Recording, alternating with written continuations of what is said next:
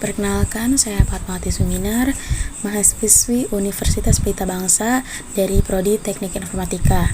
Di sini saya akan menjelaskan materi tentang listrik arus searah oleh dosen pengampu Bapak Ari Yuneldi, SPD MSI, untuk memenuhi tugas fisika.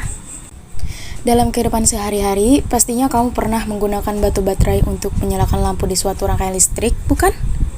Nah, yang kamu lakukan tersebut merupakan salah satu contoh percobaan rangkaian listrik arus searah. Arus searah ini dianggap sebagai arus listrik positif karena mengalir dari sumber positif ke sumber negatifnya. Sedangkan pengertian dari listrik arus searah atau direct current adalah aliran elektron listrik yang bergerak dari titik dengan energi potensial tinggi ke titik lain yang energi potensialnya lebih rendah. Berdasarkan arah alirannya, arus listrik dibagi menjadi dua, yaitu arus searah dan arus bolak-balik. Aliran elektron inilah yang menyebabkan munculnya lubang-lubang positif yang terlihat seperti mengalir dari kutub positif ke negatif. Contoh dari penggunaan listrik arus searah yaitu penyaluran tenaga listrik komersil yang pertama dibuat oleh Thomas Alva Edison di akhir abad ke-19 menggunakan listrik arus searah. Generator komersil yang pertama di dunia juga menggunakan listrik arus searah. Nah, rangkaian power supply sendiri adalah suatu komponen diode yang bisa berfungsi sebagai penyearah atau dengan kata lain bisa mengubah dan menyearahkan arus AC menjadi arus DC. Rangkaian pada arus listrik searah ini terdiri dari gabungan seri dan paralel. Nah, yang pertama rangkaian gabung seri dan paralel. Seperti yang kita lihat gambarnya. Rangkaian gabungan dari seri dan paralel ini merupakan suatu rangkaian listrik yang umumnya digunakan untuk memisahkan arus agar memiliki nilai yang sama pada setiap bagian rangkaian listrik. Nah, yang kedua ini ada rangkaian paralel.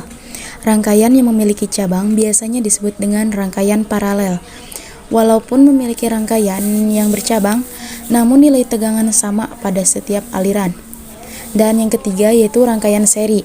Pada rangkaian ini kamu tidak akan menjumpai cabang sebab rangkaian seri hanya memiliki satu jalur saja, yang dimana terdapat sebuah hambatan dan tegangan. Nah, selanjutnya ada macam-macam sumber arus listrik searah. Yang pertama yaitu ada generator arus searah. Generator ini merupakan alat yang biasanya dipakai untuk keperluan khusus, yang mengubah energi gerak menjadi energi listrik arus searah. Berdasarkan rangkaian belitan magnet atau penguat eksitasinya terhadap angker generator arus DC dibagi menjadi generator kompon, generator shunt, generator penguat terpisah. Generator memiliki dua bagian, yaitu yang pertama ada rotor, yakni bagian mesin DC yang berputar terdiri dari komponen komutator, belitan rotor, poros rotor, dan kipas rotor. Yang kedua yaitu stator, bagian mesin DC yang diam, terdiri dari komponen rangka motor, sikat orang, terminal box, bearing, dan belitan stator. Prinsip kerja alat ini adalah mengubah medan magnet dari gerakan mekanis yang terjadi pada kumparan kawat-kawat yang mengakibatkan mengalirnya arus listrik. Tegangan induksi dari sebuah generator dapat didapatkan dengan dua cara, yakni yang pertama memakai komutator, menghasilkan tegangan DC, memakai cincin seret, menghasilkan tegangan induksi bolak-balik. Yang kedua yaitu ada termoelemen. Termoelemen adalah sebuah hal ketika perbedaan suhu mengakibatkan terciptanya aliran arus listrik searah. Thomas John Seebach pada tahun 1826 mencetuskan bahwa termoelemen dapat mengubah energi panas menjadi energi listrik. Jadi, semakin besar perbandingan suhu, maka akan semakin besar pula arus yang mengalir.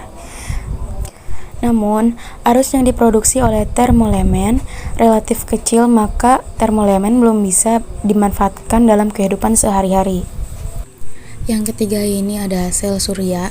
Sel fotovoltaik ialah nama lain dari sel surya, yakni alat semikonduktor yang memiliki sebuah wilayah besar dioda P-N junction. Artinya, Dengan hadirnya cahaya matahari dapat menghasilkan energi listrik yang bermanfaat. Perubahan energi ini disebut dengan fotovoltaik. Panel surya merupakan sel surya dalam bentuk modul. Benda ini dapat diaplikasikan di atap gedung yang dihubungkan dengan inverter ke grid listrik pada sebuah pengaturan net metering. Nah, prinsip kerja dari alat ini adalah plat foil aluminium yang terkena cahaya matahari akan menjadi panas, lalu panas tersebut akan diteruskan ke plat silikon. Yang keempat, elemen elektrokimia. Proses kimiawi yang mendasari sumber arus listrik disebut dengan elemen elektrokimia. Pada kasus ini terjadi perubahan energi dari energi kimia ke energi listrik. Berdasarkan seberapa lama pemakaiannya, energi kimia ini kita bedakan menjadi dua, yaitu elemen primer dan elemen sekunder. Elemen ini membutuhkan bahan yang diganti secara rutin untuk menghasilkan sumber listrik yang maksimal. Contohnya yaitu ada elemen Daniell, yaitu elemen yang bergantung pada depolarisator lalu menghasilkan gaya gerak listrik relatif lama.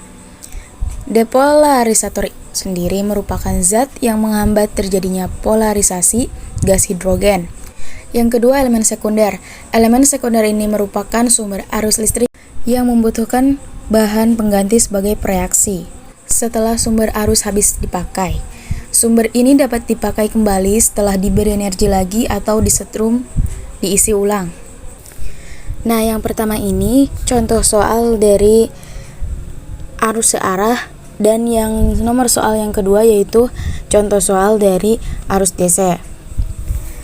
Baik, sekian, terima kasih penjelasan dari saya. Semoga mudah dipahami. Wassalamualaikum warahmatullahi wabarakatuh.